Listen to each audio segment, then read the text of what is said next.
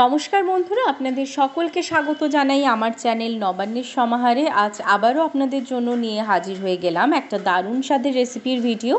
একঘেয়েমি পটল খেয়ে ভালো না লাগলে অবশ্যই যে কোনো নিরামিষ দিনে আপনারা পটলের এই রেসিপিটা তৈরি করে ফেলতে পারবেন। বানানো খুবই সহজ আর খেতে কিন্তু হয় দুর্দান্ত। রেসিপিটা বানানোর জন্য এখানে বেশ কিছুটা পরিমাণ পটলকে আমি এইভাবে কেটে নিয়েছি। এবার অপর দিকে মিক্সিং জারের মধ্যে সেই কেটে রাখা পটলগুলোকে আমি দিয়ে দিলাম, তার মধ্যে দিয়ে দিলাম কাঁচা লঙ্কা আর 2 টুকরো আদা। এবার এর একটা পেস্ট আমি তৈরি করে নিলাম। দেখুন পেস্টটাকে একদম সুন্দর করে তৈরি করে নিয়ে চলে এসেছি। আর অবশ্যই কিন্তু পটলগুলো কাটার আগে খুব ভালো করে ধুয়ে নেবেন।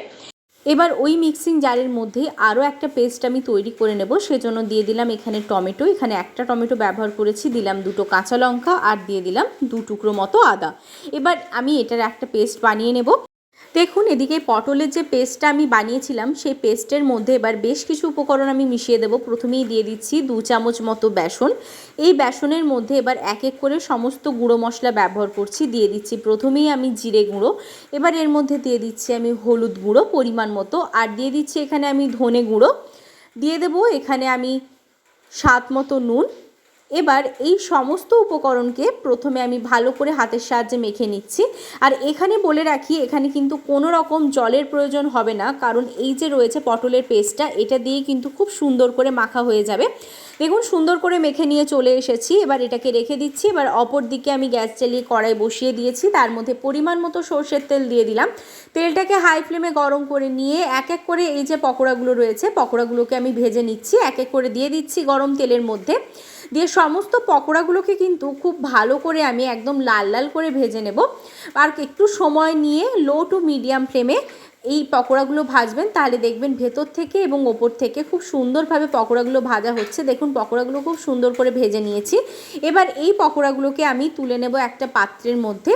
এবার এই পাত্রের মধ্যে তুলে নেবার পর এই কড়াইয়ের মধ্যে আমি আবারও দিয়ে দিচ্ছি পরিমাণ মতো সর্ষের তেল।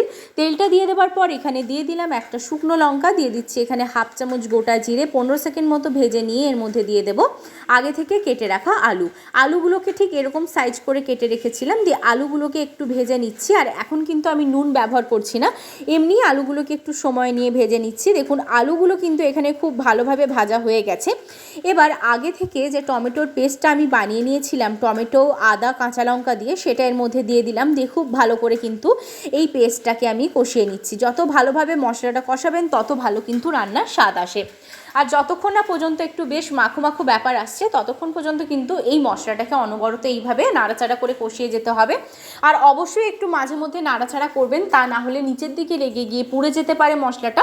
আর এদিকে দেখুন খুব সুন্দরভাবে কিন্তু মশলাটার থেকে তেল ছেড়ে দিয়েছে, ভালো করে কষিয়ে নিয়েছি। এবার এর মধ্যে দিয়ে দিচ্ছি আমি হলুদ গুঁড়ো, দিয়ে দিচ্ছি হলুদ গুঁড়োটা হাফ চামচ। এখানে দিয়ে দিলাম ধনে গুঁড়ো জিরে গুঁড়ো হাফ চামচ মতো, দিয়ে দিচ্ছি কাশ্মীরি লাল লঙ্কার গুঁড়ো হাফ চামচ। এবার এর মধ্যে দিয়ে দেবো স্বাদ মতো নুন। এবার এই সমস্ত শুকনো গুঁড়ো মশলাগুলো দেওয়ার পর এর মধ্যে আমি অল্প একটু জল ব্যবহার করছি, তা না হলে নিচের দিকে লেগে গিয়ে পুড়ে যাবে।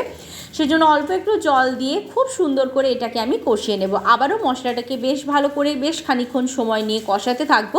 এবার যতক্ষণ না পর্যন্ত সাইড থেকে তেল ভেসে উঠছে এবং একটু কালারটা চেঞ্জ হচ্ছে ততক্ষণ পর্যন্ত কষাবো।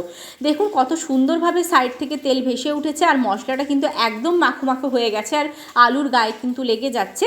এবারে এই অবস্থায় এর মধ্যে দিয়ে দিচ্ছি চিনি। চিনিটা হাফ চামচ ব্যবহার করেছি। চিনিটা দিলে রান্নার স্বাদটা খুব সুন্দর আসে। অতিরিক্ত মিষ্টি কিন্তু হয় না, কিন্তু রান্নার স্বাদ খুব সুন্দরভাবে ব্যালেন্স করে। তবে এটা অপশনাল, আপনারা যদি মনে করেন যে এটা দেবেন না তাহলে এটা স্কিপ করতে পারেন। এবার এখানে দিয়ে দিলাম পরিমাণ মতো জল। প্রথমে আলুগুলোকে বেশ ভালো করে আমি সেদ্ধ করে নিচ্ছি, তারপরেই বড়াগুলো দেবো, তা না হলে কিন্তু বড়াগুলো একদম ভালোভাবে ঘেঁটে যাবে। আর এখানে দেখুন আমি কিন্তু ভালো করে একটু মিশিয়ে নিচ্ছি মশলাগুলোর সাথে জলটাকে দিয়ে। কিন্তু আমি এখানে ভালো করে জলটাকে ফুটতে দেবো, যতক্ষণ না এটা ফুটে উঠছে অপেক্ষা করব। আর অবশ্যই কিন্তু আমি এই মুহূর্তে ঢেকে দেবো। ঢেকে দিয়ে আমি একদম লো টু মিডিয়াম ফ্লেমে এটাকে ফুটতে দিচ্ছি। ফিরে এলাম বেশ খানিকক্ষণ পর, খুব ভালোভাবে ফুটে উঠেছে আর আলুগুলোও কিন্তু সেদ্ধ হয়ে গেছে। মোটামুটি 80% মতো সেদ্ধ হয়ে গেছে। আমি আপনাদের দেখিয়ে দেবো যে দেখুন কত সুন্দরভাবে সেদ্ধ হয়ে গেছে আলুগুলো, 80% মতো সেদ্ধ হয়ে গেছে। এবার এরম অবস্থায় আমি দিয়ে দিচ্ছি আগে থেকে ভেজে রাখা বড়াগুলো। সমস্ত বড়াগুলো এর মধ্যে দিয়ে দিলাম। বড়াগুলো দিয়ে দেওয়ার পর বেশ ভালো করে আবার একটু আলতো হাতে নাড়াচাড়া করে নিয়ে আবারও আমি এটাকে ঢাকা দিয়ে দিচ্ছি। এবার কিন্তু আমি 4 থেকে 5 মিনিট মতো এটাকে ঢাকা দিয়ে দিচ্ছি, দিয়ে ভালোভাবে হতে দিচ্ছি।